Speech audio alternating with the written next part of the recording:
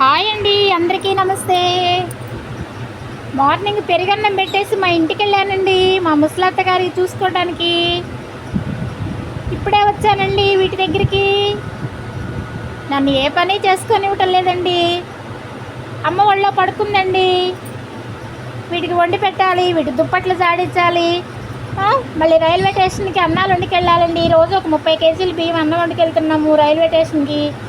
రోజు రోజుకి కుక్కలు పెరిగినాయండి. అక్కడక్కడ కనిపించే వాటన్నిటికి కూడా అన్నాలు పెడుతున్నామండి. లైక్ చేయండి, 10 మందికి షేర్ చేయండి.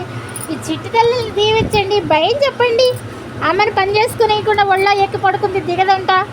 ఆశని అండి, చిట్టి తల్లి ఆశని కూడా దొరికిందండి నాకు. రైల్వే స్టేషన్ తీసుకొచ్చాను ఎప్పుడో 3 ఏళ్ల క్రితం.